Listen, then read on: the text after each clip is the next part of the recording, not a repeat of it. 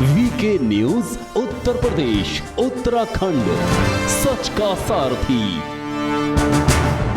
नमस्कार, आप देख रहे हैं वीके न्यूज राष्ट्र के नाम। इस्लाम से जुड़े सनसनीखेज विषयों पर चर्चा करने के लिए हमारे साथ मौजूद हैं लेखक एजाज कमर साहब। सीधे बात करते हैं, स्वागत है आपका। आदाब। एजाज कमर साहब, इन दिनों सोशल मीडिया पर एक ट्रेंड चल रहा है, पैगंबर साहब का कोई अपमान करता है तो उसको मृत्यु दंड देने का प्रावधान बताया जा रहा है। ट्रेंडिंग में है ये मुद्दा, क्या है सच्चाई, आप बताइए। ये गलत है। इस्लाम एक बहुत उदारवादी और प्रगतिशील मज़हब है, और जिस हदीस मन सब्बा नबियन फ़क़्तुलू का हवाला दिया जाता है, ये अब्दुल्ला बिन जाफ़र करके एक सहाबी थे, उनके से इसको जोड़ा जाता है। उनको एक दूसरा नाम भी ये समझा जाता कि अब्दुल्ला बिन हाशिम भी उनका नाम था। इनका चरित्र जो था अच्छा नहीं था, इसलिए इस हदीस को सही मान लेना उचित नहीं है, क्योंकि हदीस को हमने 4 तरीक़ों से बांटा गया है।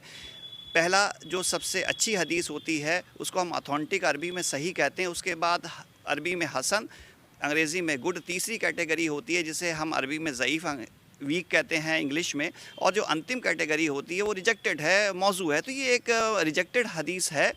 अब ऐसा क्यों किया गया जाता है, हदीस को क्यों 4 तरीके से बांटा जाता है? इसका रीज़न ये है कि चेन ऑफ नरेटर देखी जाती है। चेन ऑफ नरेटर मतलब उसमें कितने सहाबा ने लिखा है, बोला है या बताया है, तो वो बात जितने ज़्यादा लोगों से हम तक पहुंचती है वो हदीस उतनी कमज़ोर मानी जाती है। इसके अलावा जो सहाबा थे, कंपेनियन थे, उनका निजी चरित्र भी देखा जाता है, उनके पैगंबर साहब से कितना करीबी रिश्ता था। जैसे हज़रत अली सबसे नज़दीक थे, तो उनसे जुड़ी हदीस को बहुत अच्छा माना जाएगा। उसके बाद बीवी आयशा आते हैं और दूसरे लोगों का जिक्र किया जाता है। इस कसौटियों के बाद ये डिसाइड किया जाता है कि किस हदीस को ऑथेंटिक माना जाए, किसको ऑथेंटिक नहीं माना जाए। तो इस सहाबा जिसका जिक्र किया जाता है, अब्दुल्ला बिन जाफ़र का करैक्टर अच्छा नहीं था। अब हम इसको कसौटी पे देखेंगे कि पैगंबर साहब की ज़िंदगी में क्या हवाला मिलता है।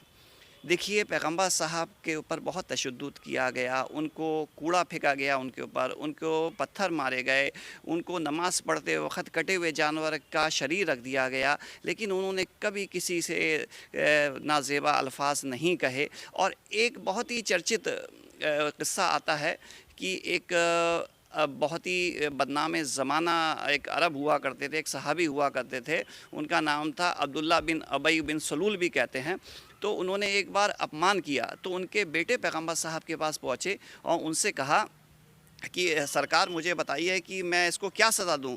तो रसूलुल्लाह ने उसको किसी भी तरह की सज़ा देने से मना कर दिया। ये बताइए कि अगर कोई इस्लाम छोड़ता है तो इस्लामी पॉइंट ऑफ व्यू से उसकी क्या सज़ा तय होगी? देखिए, ये एक बहुत एक विशाल इसका विवरण है, एक्सप्लेनेशन है, व्याख्या है।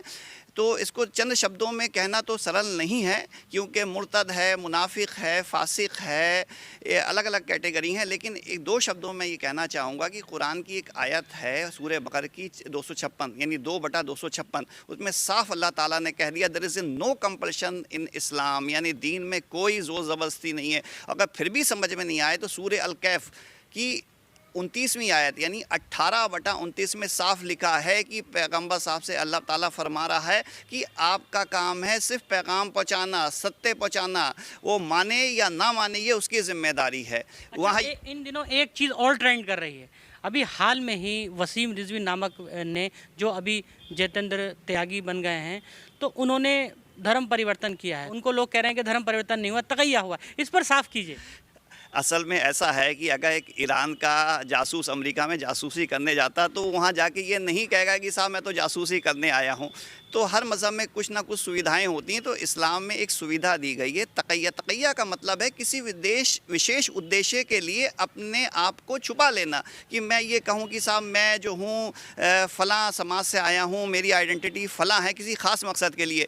तो इसके लिए आप हमेशा झूठ नहीं बोल सकते हैं, कि ज़िंदगी भर झूठ नहीं बोल सकते हैं। किसी ख़ास मकसद के लिए आपने झूठ बोला, जब वो उद्देश्य पूरा हो गया तो वो तक़य्या ख़त्म हो गया। ठीक है, बहुत बहुत शुक्रिया कीमती समय देने के लिए। ये है ड्रीम मीडिया नेटवर्क और आप देख रहे हैं देश का पहला 24/7 digital news channel VK news, राष्ट्र के नाम।